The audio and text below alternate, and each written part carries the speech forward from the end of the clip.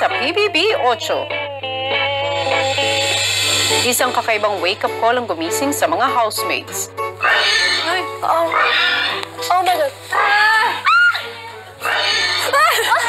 Baboy? Tatawag mo yung baboy? At Angela, may nasisense ako. Parang sa amin. Ano? Namimiss ko yung baboyan namin. Hindi ko may kinalaman yan sa Kinalaman yan sa next challenge natin. Paglabas mula sa bedroom, si Lance dumiretso sa garden area. Kawal? I saw something. Oh! Baboy! May baboy! Baboy! First po namin nadatnan, kuya. May mga big po, kuya. Tsaka ang cute po nila, kuya. Ano yan? Cute! Cute! Baboy! Si Jen! Makuhuli tayo yan. Ay, alagaan natin. Yan. Oh, may pigs. Ishael! Mas malalaki yung inaalaga. Tulungan sila kabuo. Dahil sanay sa pag-aalaga ng baboy, si Yen naisipang pakainin ang mga ito. Ang cute ng Feeling ko baboy. kasama baboy. Sayang oh. Akin na yun! Mahal to, itong ano. Mahal yung baboy. Alam mo sa amin, yung kapag nahulog lang yung isang ganito, pupulutin din namin dahil. Maya-maya si Yen, nilapitan na rin ng kapwa sanay na mag-alaga ng baboy na si Mitch. Pero kung laki na sila. Nanganganak na ni baboy niya. Ha? Nanganganak. Ang dami ng Oo, sabi mama ko. pigs. Mga 20 mama pigs. Basta baby pa, cute na cute. Pero kung laki na. Wala na. Feeling ko talaga, anong gagawin natin? It's either special task mo or ni Mitch. Ilang saglit pa, pinatawag na ni Kuya sa confession room sina Mitch at Yen. Oh my God. Gandang araw. Gandang araw po, Ngayong kuya. araw po. Kumusta kayo? Ayos lang po. Okay lang po, kuya. Pagkagising nyo kanina, anong nakita ninyo? Meron ba? Oh, the first thing I heard was... Like the pig. Tapos nung nakita na po namin, Nakita po namin ng paglabas ni Lance, he was the first one. He said something like, I saw something. Tapos labas kaming lahat, may tatlong baboy. nung nakita ko na po yun, kuya, may pumasok po agad sa isip ko na, alam ko na yung gagawin namin. May task na gagawin. Sanay ka sa gawain ito? Yan? Opo, kuya. Yun po yung kadalasan ko pong ginagawa po dun sa bahay po, dun po sa probinsya po namin. Yun po yung pinagtatrabawan po namin para po makapag-aral po kami, magkakapatid. So ako po, kuya, since our baboyan is the only income we have, syempre I help naman kasi it's the only income we have to live, to eat. When the pigs have babies na, kunyari I sleep there para I will take care of them. Ikaw ba, Ian? Kinakausap mo rin ba yung mga alagaan yung baboy? Opo, kuya. Parinig nga. Nyari, may baboy dyan, Ian. Ang linis-linis nito kanina, tapos meron na naman dumi. Tapos hindi kayo nag-ano ng sarili ninyo. Hindi kayo parang ganun po, kuya. Pinapagalitan po minsan. Kuya, sa akin po, kuya. When they're on the other corner, I talk to them like, come here, here's the food, here, come here. Dahil dyan, kayong dalawa, ang inaatasan kong maging task leaders para sa inyong third weekly task. Para sa third weekly task ng mga housemates, kinakailangan nila mag-alaga ng 3 little pigs. Kabilang na dito ang pagpapakain, pagpapaligo at pagbabantay sa mga ito. At dahil sina Yen at Mitch ang may experience sa ganitong gawain, sila ang napili ni Kuya bilang mga task leaders. Nagbigay din si Kuya ng ilang instructions na maaaring basahin ng ibang mga housemates kung papaano ang wastong pag-aalaga sa mga cute na pigs. Kaya naman, good luck, housemates! It's okay. It's okay. We can do it. Habang nasa confession room, sina Mitch at Yen, ang ibang housemates naman. Gamitin ko ito. Yan, magkasama na naman sila sa pagluluto. I feel like she's mad at me for some reason. Sino? That's Angela. I don't think so. No, I don't care about Lance and Angela. I just don't want Angela to be mad at me. Maybe, ano lang kasi kasi alam niya na type ka ni Lance. Natutunaw ako sa iyong mga ngiti. Ate Keisha says she sees me as a competition. I feel like she already feels like there's tension between us. Wow. As long as me and her are all good, that's all that matters. Kasi kapag alam mo ang totoo. Sa confession room, Di ba 16 tayo? Magdala-dalawa tayo. Oo nga, oo. Sa isang day, dalawang people hanggang magkapon, tapos bukas ganun naman. Tapos tayo nilang dalawa. agad na tinipon ng leaders ng housemates sa living room. Ito yung ating weekly task, yung baboy yan, yung nakita nyo. So, aalagaan natin yung baboy. Tapos, yung napag-desisyon na namin ni Mitch, sa kada isang araw, dalawang tao yung magpa-partner-partner. Mas better kung 4. Bagay. Tatlo na lang kayo. Hindi, dalawa sa morning, dalawa sa... Oh, yun nga, dalawa sa morning. Pero dalawa. whole day to dalawa lang. So, bali 4 yun. Sa isang araw, dalawang sa dalawa. Matapos mag-usap ay agad na pinuntahan ng housemates ang mga alaga. Kami talaga nito. Tayo talaga 16, doon baka mataranta sila. Yun ko lang na nalaman lang naman. Wag lahat doon. Saan yung drain eh? Alam ko sa isip lang. Ako din. Okay lang. Ako din. It's okay naman if they shout naman. It will not hurt. They just shout because they're scared. Ang leaders sinuutan ng collars ang mga alaga. Si Pagay ito. Kahit saan pwede yan. Yun! Di ba sa akin? Oh, pwede. I can show them now what I have experienced with the pigs dati in our piggery. Maria na ang pangalan ko. Kumbaga, hindi po siya kuya, biro lang, basta lang po siya aalagaan, papakainin. Kailangan din po siyang bigyan po ng pagmamahal po. Si Keisha sinubukan ng pagpapaligo sa mga baboy. Yung liliguan.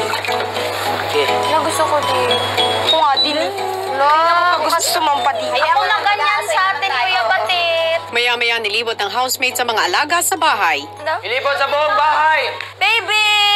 Baby 1, baby 2, baby 3. Uy, tanong niya. Ayan, Ayan na, maglakad. Ayan na. Hoppa! Ito kayo, baby. Saraduin nyo na. Cute masyado. Ang cute! Ang cute! Sa pool! Ang cute! Guys, careful, baka madapa sila. Sa pool talaga, wag na sa pool. Ang cute po nila, kuya. Oink oink pa, kuya. Cute masyado yung boses. Wag magingay, wag magingay. Ang cute! Let's go na dito, dali. Ano nyo yung kurtina, yung mga kurtina. Ang housemates mukhang hirap papasukin ang mga alaga. Let's go! Ayaw nila sa aircon. Oh, yung pool, yung pool, yung pool, yung pool, yung pool. Yung pool, yung pool, yung pool, yung pool. Yung pool, yung pool. Dali. Adjust lang kami ng adjust. Siguro, kailangan lang nila ng konting lambing para ma-earn yung trust namin. Pero ang mga alaga mukhang may ibang plano. At Tutina. I'll get some water. You No, sa pool. O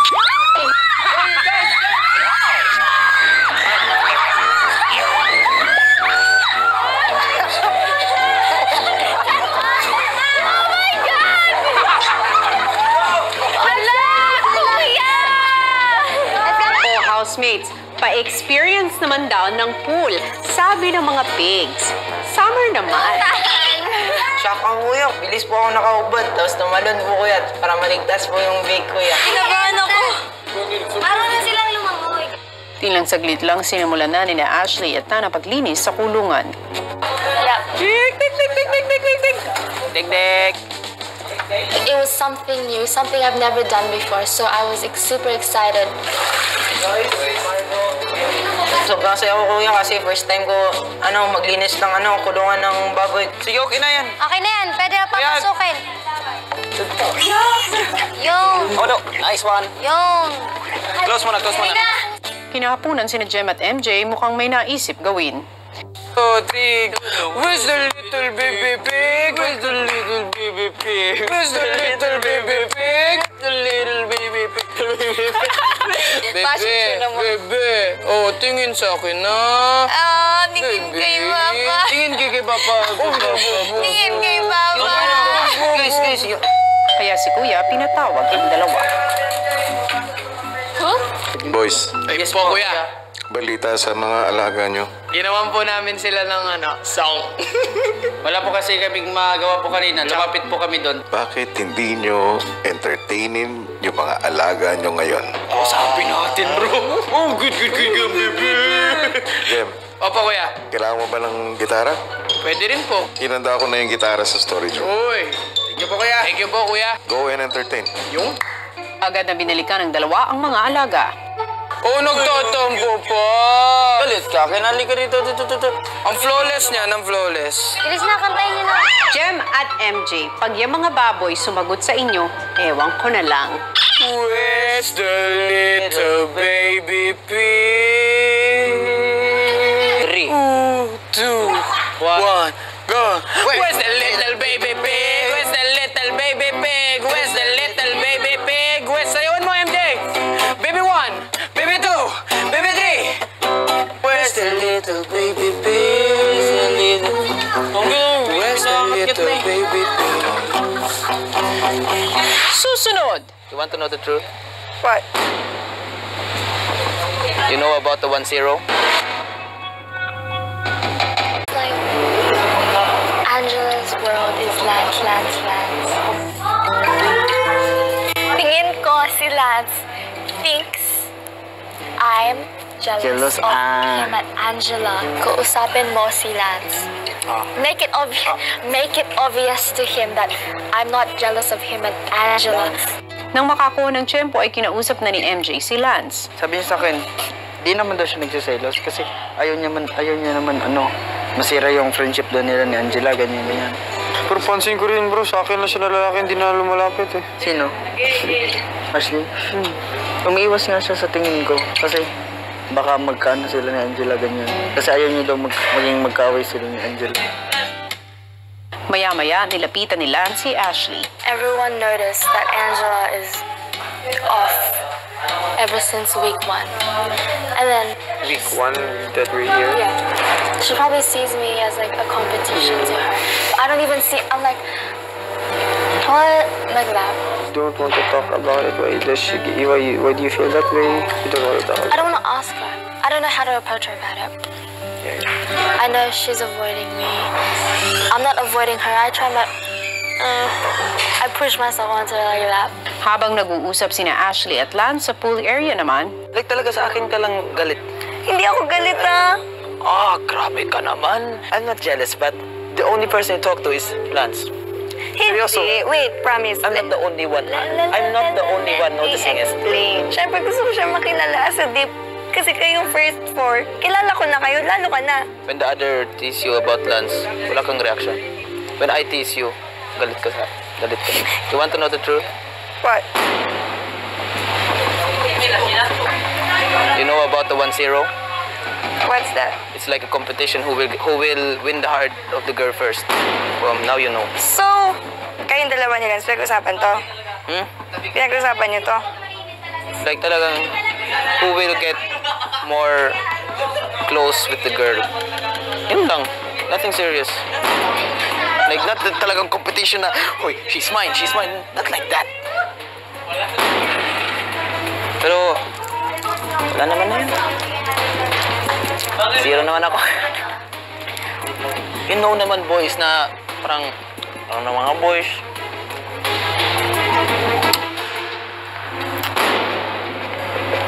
Wait, level 1 ako. Wait lang.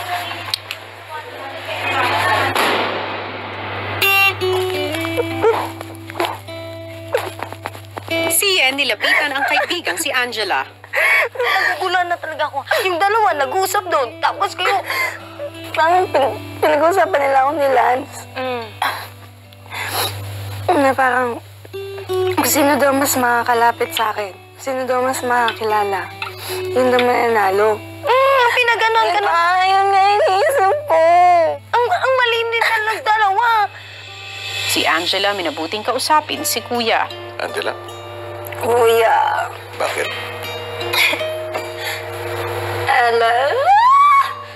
Nag-usap po kasi kami ni Mitch kanina, Kuya.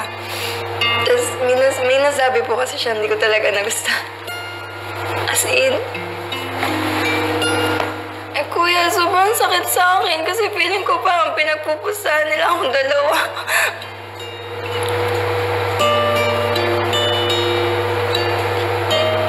Ang dami nang tumakbo sa isip ko. Sino yung dalawang yun? Si Lance po, tsaka si Mitch. Sobrang naguguluhan po ako kasi kuya talagang ba't may ganun pang bagay about kung sino po yung maging kaklose ko, kung sino po yung parang mas makilala sa akin. Hindi ko talaga sila maintindihan, kuya, kung ba't may ganun.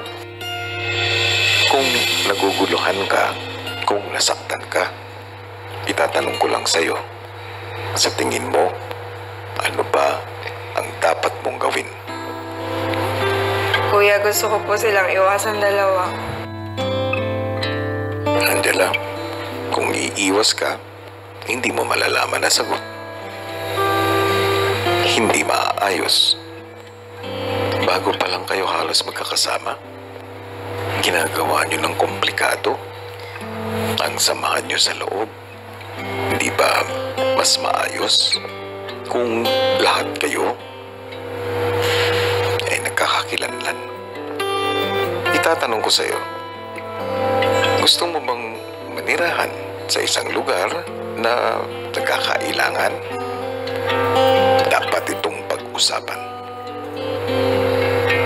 Di ba magaling kang sumayaw? Tulad ng pagsasayaw, you have to take that one step at a time. Pero, kailangan mo unang gawin yung first step. Kung hindi, hindi mo matatapos yung sayaw. Tama? Tama po, kuya. Alam ko, kaya mo yan. Basta, alam mo, nandito ako para gumabay. Opo, kuya. Thank you so much po. Susunod! Yun nga, may gusto nga ako sa'yo. Pero, yun nga, baka mamasaktan isa. Kaya naglalayo na lang ako sa isa. Huh? Hindi! Anong sinasabi mo 1-0? Oh, ito. Ito lang. Hala ka. Na ano, kasi ang iniisip niya, pinaglaruan siya. Pinaglaruan niya siya. Di, okay na sana kayo. Okay na. Nung sinabi pa, you know what, Oh, I open up. Sorry, I'm open up. inamin niya na. Sobrang nasaktan yung tao. Umiiyak dun sa bedroom kung hindi ko pa pinuntahan. Tapos pinagpupustahan niyo pala. Huh? Ito lang. Kahit na masakit yun sa babae, dahil Galit din siya sa akin. galit sa inyong dalawa. Kasi ganito kasi, ang iniisip niya, yung pagkikilala niya pala sa inyong dalawa, eh may punto pala sa inyong ano, Hindi namin pinaglalaroan. mag-sorry kayo. Misunderstanding talaga. Huwag mo sana sasabihin na sinabi ko sa iyo, ha? Kung sakasakali mo, may feelings eh. Sa kanya, I don't know. Basta yun ang sinabi. alam ko, sabi ni Tan. Ano mo kasi nalilito na rin sa Ate Angela. Kung sino ka niyo, kay Ashley ka pa talaga. Kasi best friend kasi kaming tatlo. Si Ashley, ako, tapos. Pero may nawawala na kasi dahil nga sa'yo. Maya-maya, lumabas na ng confession room at kaagad kinausap si Can Lance. we talk to? Tara. May nabanggit si Mitch na 1-0. Doon nga. Na 1-0. Parang metaphor lang. Never namin talaga sinabi na paglaruan ka namin, pagpustahan ka namin, gano'n. Ito yung inisip ko talaga nun. Parang Pinaglaruan. pinagpustahan niyo ako na, syempre, I know you guys close before, right? Alam mo naman siguro situation. Ngayon, confused ako sa nararamdaman ko sa'yo. Kasi nga, yun nga, may gusto nga ako sa'yo. Pero, yun nga, baka may masaktan isa. Kaya naglalayo na lang ako sa isa kay Ashley. Pero, at least, malinaw. Akala ko talaga pinaglaruan niyo kay Mitch. Bilang kuya mo, dapat kong ipaalala sa'yo, hindi pinaglalaruan ang emosyon, lalo na ng mga babae.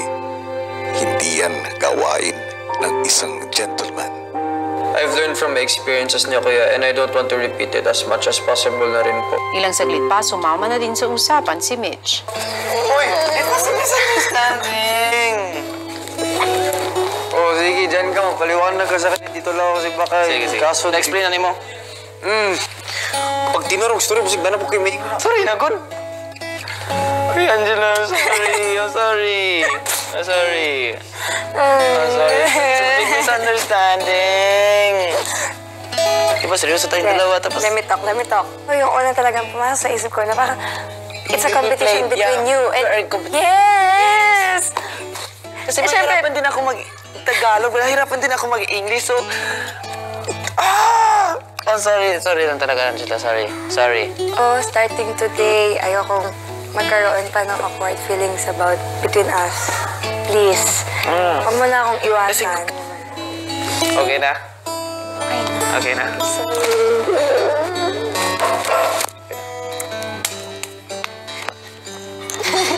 Lagi mong tatandaan na mag-ingat sa iyong mga sasabihin, lalo na sa iyong mga biro.